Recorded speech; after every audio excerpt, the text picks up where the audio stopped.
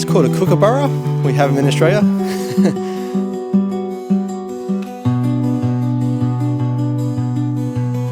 It's a bird, in case you thought it was a dinosaur. I got a phone call from a geriatrician from the assessment team. It's not the geriatrician who diagnosed me, a different geriatrician, and said, "Hey, look, we've heard back from the neuropsychologist, and you done really well in the testing. I don't know what that means. If it means I did the same as 12 months ago at baseline, or if I've done better, I'm not sure. But it's good news. The neuropsychologist has suggested that you get a different kind of PET scan done. I'm sort of just passing on that information for you in case you want to go out and get that test, that scan done. But it doesn't change your diagnosis. You've still got Alzheimer's, but I guess it was more around easing your mind in case you're questioning your diagnosis, sort of stuff. All right." And she goes, "Look, I don't know. I think it's about $3,000 to $5,000 to get that scan done." But yeah, the message really was, we're not recommending you to go and do it. You don't need to go do it. End up speaking to someone, a loved one, and now he's gone, "Look, to be honest, this is now the third geriatrician who says you've got it, and if it's not going to change your diagnosis, if you get a negative result, it's really going to screw with your head." So I walked away from that conversation thinking, okay, I'm not going to bother doing it. It's quite bright now. That sun's actually coming out.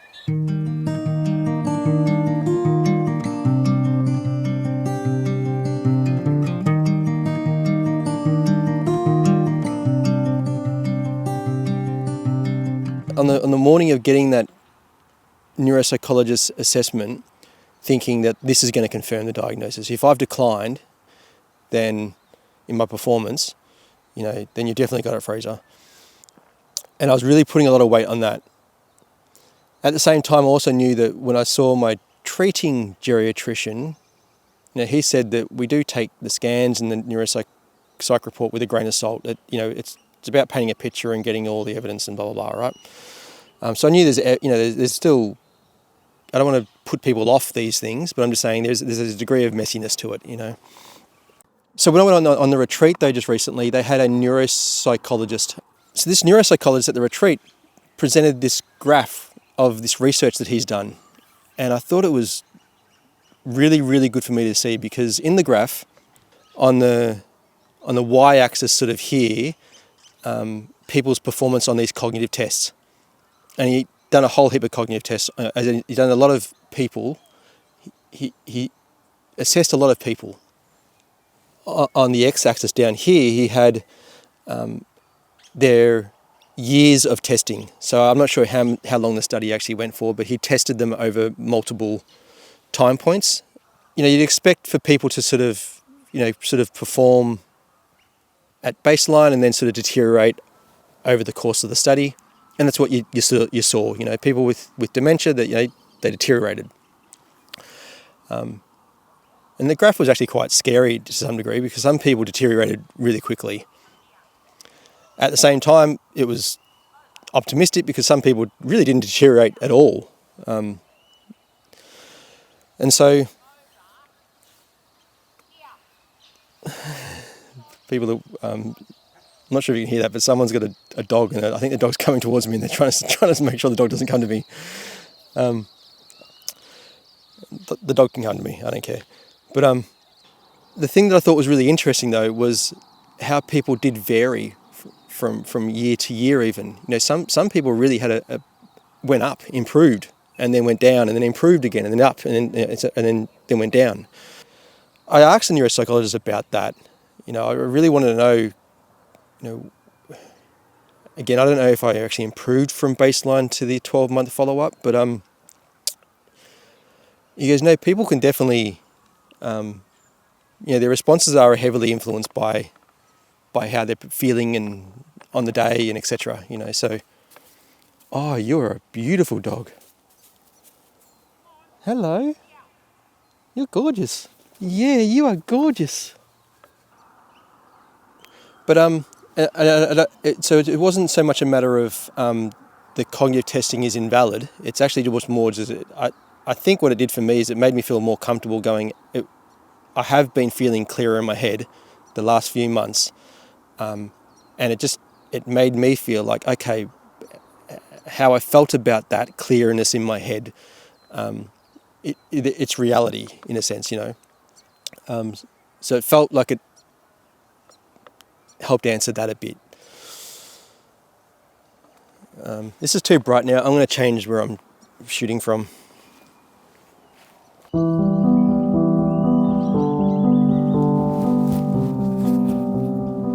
Okay, I think I found my spot. I think I found my spot. The neuropsychologist also suggested, one option if I did want to look into getting that other scan done was to do it through research as a participant, because then you wouldn't have to pay for it.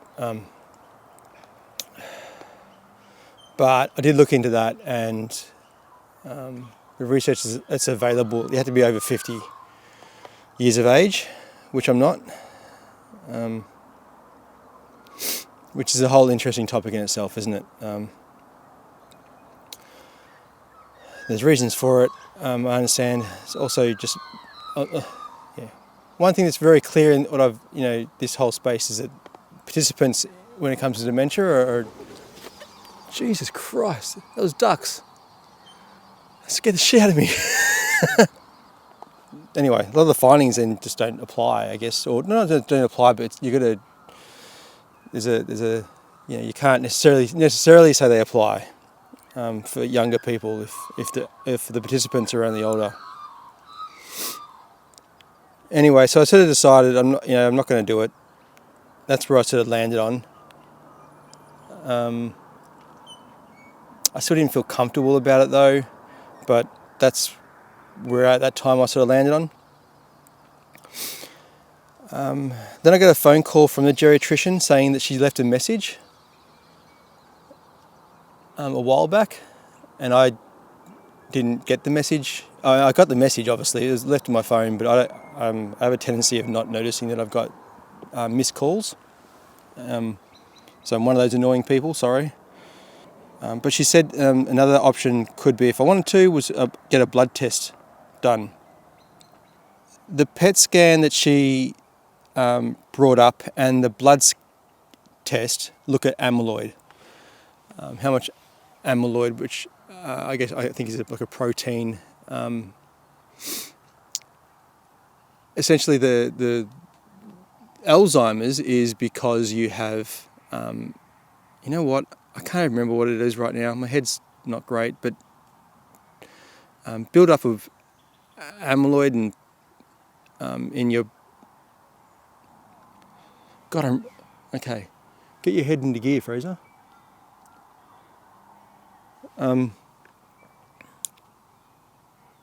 It's so ironic for this topic that my head's not clear right now. It's so ironic. I'm not sure if the way I'm feeling right now is even dementia. It's just maybe I'm just exhausted too with what I've gone through. I think with all this. She was sort of again indicating there's no need for you to do this though. You've got dementia. And at the time, I was having a foggy day that day as well.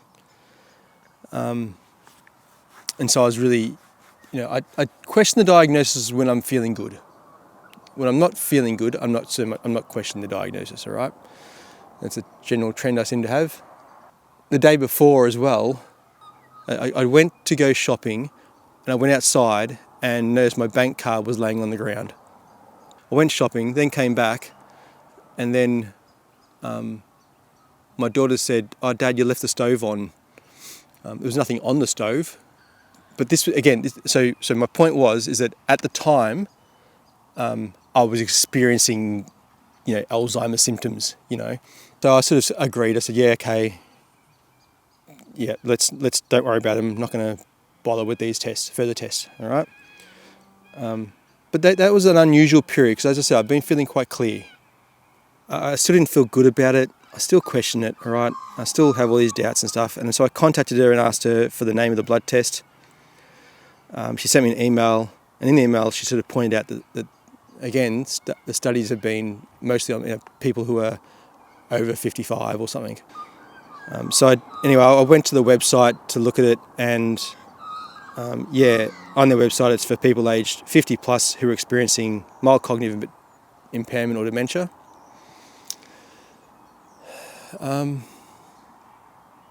So then I started thinking, well, how much am I going to trust the results anyway, if they're even saying that? Now, though, I started going, okay, I'm going to have to look at the literature. I'm a researcher by trade, and part of the things is I don't like looking into... I've liked being naive, to be honest, with all of this stuff and sort of just going with whatever a doctor says. And because I also know the problem of having a little bit of knowledge and people thinking they know stuff is not necessarily right as well. And so I've sort of taken this whole thing thinking it's better off just staying ignorant in a sense and just, sort of trusting the process. But at this point here, I was sort of thinking, oh shit, I'll have a look. I want to look at the literature. So, and please don't take this as being this is accurate and this is right. This is from my not systematic approach of looking through the literature at all. This is me just finding what I could in a matter of time and going with that. Okay, so this is not saying that I'm accurate. The purpose of me going through what I'm going to go through now is purely to show you that me as a person, this is the way I had to handle this situation. And so I'm just showing you from that perspective, all right? It's a lived experience perspective, okay? So please remember that. On the website it reported that the 88% sensitivity and 89% specificity. Sensitivity is how likely a person with Alzheimer's will be identified as actually having Alzheimer's. All right, while specificity is how likely would a normal person be identified as being normal. It was based on older populations. I can't remember if I even saw any younger people sort of my age in there. The thing that they were trying to predict wasn't brain autopsies, it was actually that PET scan. So it's how well does this blood scan predict the PET scan? And then I started thinking, okay, well, how accurate is this PET scan? Researching this sort of space seems to show that PET scan has 90%, in terms of that's around 90% mark for the sensitivity and specificity as well, all right? Using those numbers, I was able to calculate, well, how accurate then is a blood test then, given that the PET scan isn't 100% accurate. From my crude calculations, I sort of worked out it's 80% accurate. This is me just showing you the rabbit hole I was going through, all right? That's the only reason why I'm telling you this stuff. The other thing to keep in mind too when thinking about the sensitivity and specificity stuff is that it's not like from 0 to 100 and 80% for the blood test then sounds really good, like you're all the way nearly there. If the sensitivity or specificity was like 50%, then among people who actually have Alzheimer's, the test would only correctly identify half of them. That's what it's saying, and vice versa. So it's really a difference between, like, in a sense, and it's a bit crude, but what's the difference between 50% and a continuum of 50% to 100%? Well, 80% isn't all that through. I'm not feeling like confident with it. So I don't think I've heard so much bullshit in my life.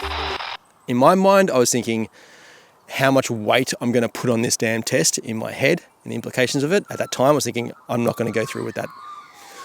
But, that finding of the PET scan now seemed pretty good. I'm thinking that's pretty good. 90%, we're talking, that's, in my mind, I think that's closer up there. Okay, I'm thinking that's pretty good.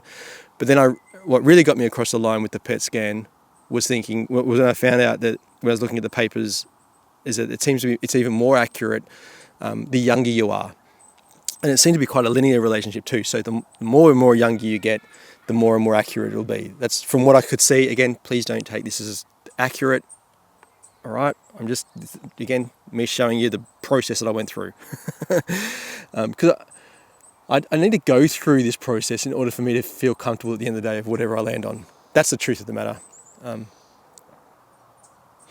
So I looked more into the PET scan, and I found a hospital that does that in the state where I am, and I found out it's only $1,000, not possibly up to $5,000. I'm thinking, okay, well that's definitely within my budget. No worries, and I'm going to be confident in the results. And then this is when the interesting part comes in.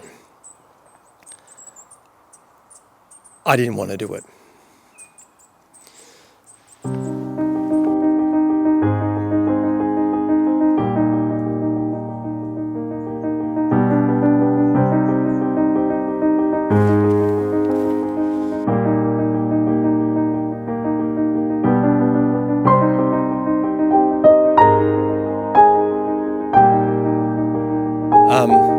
I was scared to do it.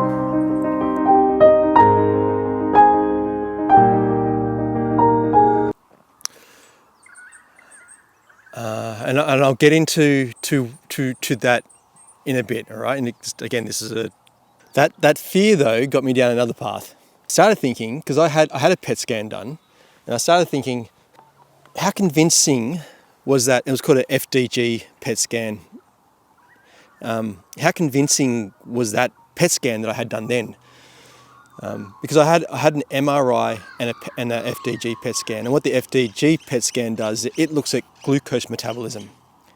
So how well does your brain metabolize glucose, and therefore how much energy is it getting when it's functioning, all right? And so you can imagine it's like fuel for a car. If you're not getting much fuel in, it's not going to perform very well. And I did raise this with that geriatrician. I think it was in the first phone call I had. I said, look, well, I've had, because I was saying I had, an MRI scan that was clean. The MRI was clean, so there's some iffiness going on here, sort of thing. And she goes, actually, no, the MRI was to show that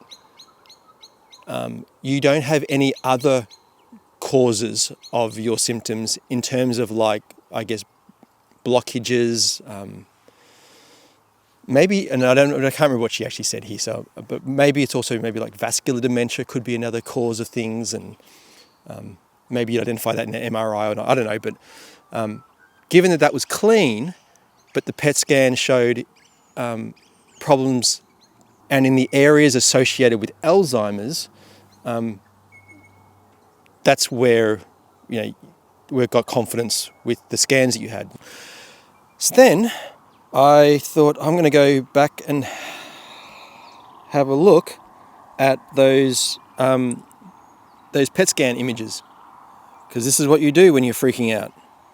The top two rows, though, are my brain, and the bottom two rows are like a database comparison. I guess maybe images that they've collected from heaps and heaps of people and said, this is what a normal brain looks like. It had a colour, a scale there. You can see the colours there and the standard deviations. Now, I know that in research, I should really know this. One standard deviation from the mean encapsulates around, I think it's like 68% of the population, all right? You go 2 standard deviations, you start getting 95% of the population, I think it is, and then you go 3 standard deviations away from the mean, and you're talking like you should be encapsulating now 99% of the population. So anything outside that, you're really looking at people who are very different, or findings that are very different. And so I looked at this graph and I thought, Jesus, you've got statistics, standard deviations. It goes 0, then -2, -4, all the way to -10, and I'm just thinking, Jesus, my brain's like significantly different. I'm in that dark blue part, -8, and then there's even a little tiny part there. You can see that it's like that mauvey colour, that purpley colour. That's not even on this scale. And so I'm just thinking, I must be interpreting this wrong. I wanted to know, what is the cutoff point of when do you start having issues? Then I started looking through the literature and see what cutoff points do they use and stuff. And what I found is around 2 standard deviations is when they start saying, okay, there's something pathological here going on, as a crude estimate that they use. I just thought, Jesus, I'm well outside that. And I thought, now I can see why they're so convinced that you've got this. Then I thought, okay, maybe this scale that I'm looking at here is not necessarily not right, but doesn't correlate well with the scale. Like the standard deviations, maybe they apply to, maybe they're not the same as what my understanding. Again, me just not knowing. All right. So I don't know. I just don't know the answer there. I'm not sure if I'm interpreting this graph correctly or not, this image correctly or not. Okay, but this is where I was going. Trying to read. I'm not sure if it's FDG. Anyway, this PET scan. But at the end of the day, I was still scared to get the amyloid PET scan. Okay, and this is why. One reason is that in my mind, I can't deny it. If it comes back positive, there's no wriggle room in my mind to say, yeah, you haven't got this, all right? I can't bullshit to myself. I'll be convinced you've got it. If that'd be another source of evidence to say, yeah, all right. But I don't think that's the bigger thing. There's only so much longer I can really do a job that's cognitively demanding. I'm really struggling sitting in front of a screen all day, and because everything's words and numbers, and having to manipulate that in some way in my head, and that's just too much. I can't keep doing that. And so one of the things that I've been looking into is through my superannuation, insurance through your superannuation. If you no longer can currently do your job, that line of work, then I can get some payments from that.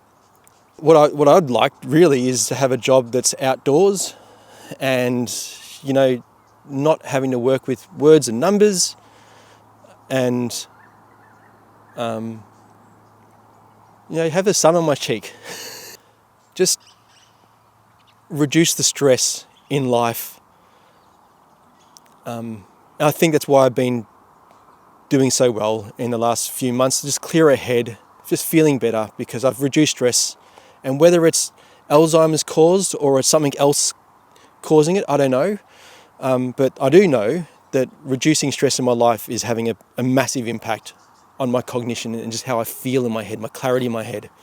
And so, so they like any sort of like payment I can get would be really handy, because it won't be as much as my current salary, but it can be a bit. And then whatever other job I can get a really crappy paying job. Doesn't really make a difference. It's just filling that gap, I'm a single parent household. At the end of the day, money's still important. And this is where the thing is, all right? Although the geriatrician told me, she goes, look, it doesn't really matter if you get the scan, you still got dementia, it doesn't change your diagnosis anyway, I kind of feel like probably could change my diagnosis, and I can lose then access to those things that I need, and so I do need a diagnosis. I need something to say, hey, you can no longer do this. And I don't trust that they'll get to the bottom of it. That's the thing. I'm sort of realizing more and more and more, like people's diagnoses change and blah, blah, blah. And I'm realizing that they still have as much as they know, there's still a limited understanding of things. And I'm just worried that I'm going to shoot myself in the foot by raising flags and raising questions and stuff, even though I keep doing it, keep telling people I question the diagnosis and stuff. So I'm going to shoot myself in the foot by getting that scan done and stuff. And so that's where it laid at. That's where it sort of went to. At that time, that's where I was sort of feeling very much in that space. I just worry so much that if it's not Alzheimer's and it's something else, and I'm not going to know what the hell it is. So that's the scary part for me. All of the stuff I've sort of said throughout this video was very much the rational Fraser, trying to get at, trying to understand, and this is the stuff that goes around in my head. And the thing is that the diagnosis as well it provides so much comfort. I remember when I got diagnosed, it really was comforting because it explains all my symptoms. It helped me go, okay, shit, now I know what's going on. This is clarity. This is good. But then, and I think my first video that I posted on this channel was denial. I sort of said, I talked about the questioning it, and I know I do this more when I'm feeling clearer-headed and stuff. But again, I just need to know. I need certainty. And unfortunately, I know that this is a space where certainty isn't so easy to get. The more you're looking into it, the more I'm sort of realizing that there's not certainty. There's a lot less certainty than what you'd hope for. The way I see things anyway is that way. I'm going to do that. I'm going to do the PET scan though, because it's going to give me clarity. It'll give me certainty. And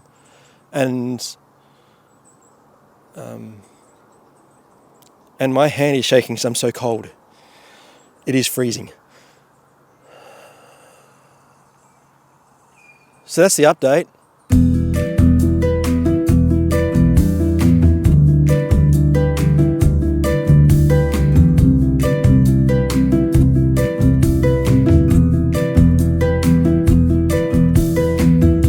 When I was a child and I felt fear, I saw the monsters in the dark. I drew a sphere around my heart to banish the darkness and let courage bloom. I'd sing and a melody would do any semblance of a tune to keep me safe.